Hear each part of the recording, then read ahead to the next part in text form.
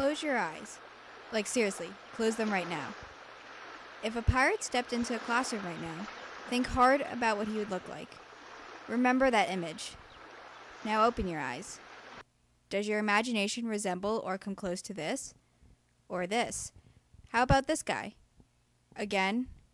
Maybe? Maybe not? What you see, and perhaps thought of, are numerous depictions of the typical Hollywood-crafted pirate. The common misconception is that piracy was taken up for treasure hunting and terrorism. However, between the 16th and 18th centuries, it actually was a response to unsatisfactory social, economic, and political trends. The development of piracy in the Caribbean after colonization is an interesting one, and what truly happened is sometimes inconsistent with what the typical portrayal is.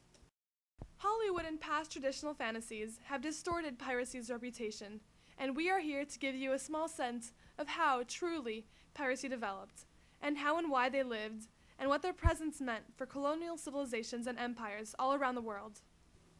The roots of piracy can be traced to the lines drawn by the Treaty of Tordesillas, which divided Spain and Portugal's imperial control. The lines drawn gave Spain an unprecedented amount of space to build their empire. By the early 1600s, it was clear that Spain's newly acquired land was too big for the Spanish to colonize and defend. European countries such as England, Holland, Spain, and France grabbed as many islands as they could, setting up governments all over this region. Competing European control of the Caribbean created naval warfare. Dr. William J. Morris III is an avid scholar on pirate warfare and history at Bermuda University and has been recently researching forms of piracy.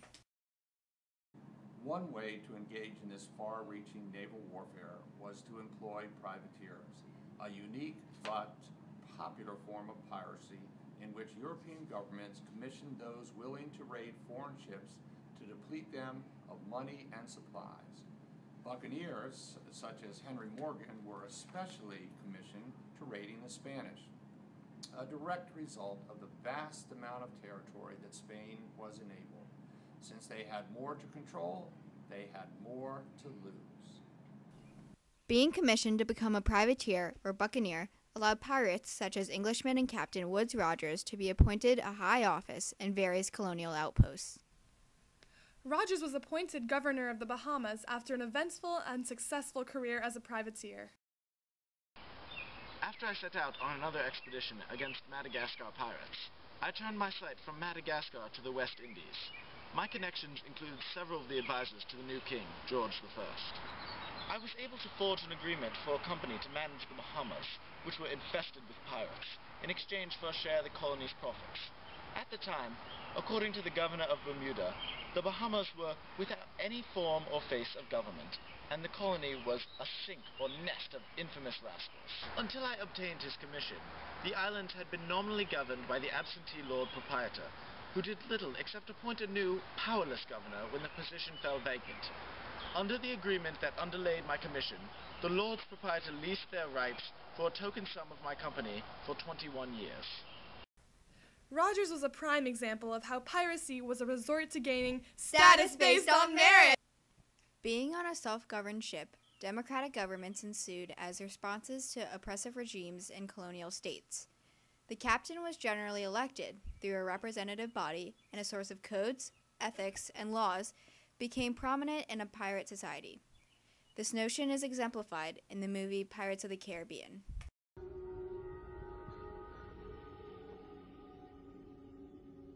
Hello, Poppy. Parley!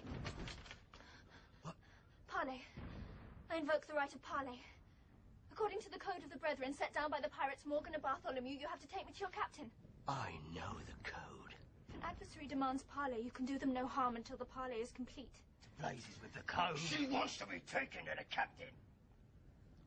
And she'll go without a fuss.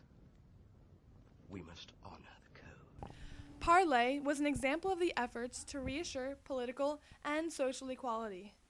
Many people in the Western colonies were low in social class, oppressed by their governments, or hindered by social norms. The most populous groups were indentured servants and slaves. In an honest service, there is thin commons, low wages, and hard labor.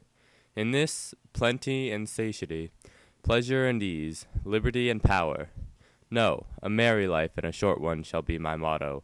Captain Bartholomew Roberts. Africans who were taken into the Atlantic slave trade became pirates and felt empowered with the abilities to lash out and rebel against white governments at sea. And it wasn't just men who took advantage of the opportunities piracy offered. Women such as Anne Bonny and Mary Read were such cases.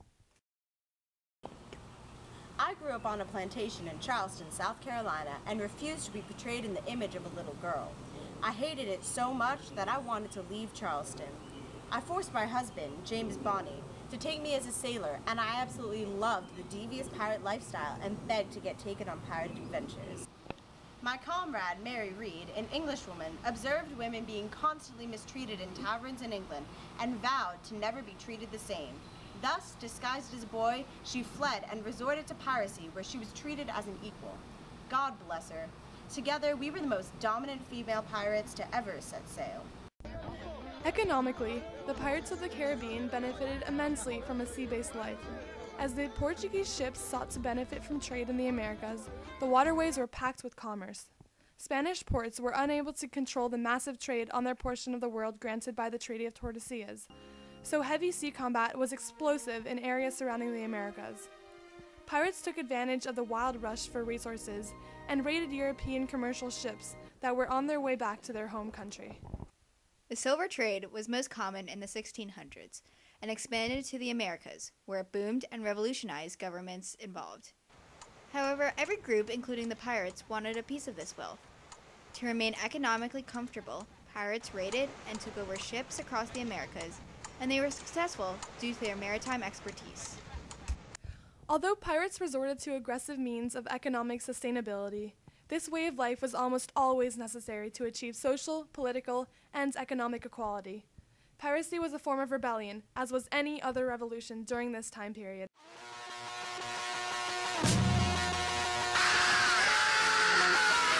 Say you want a rebel.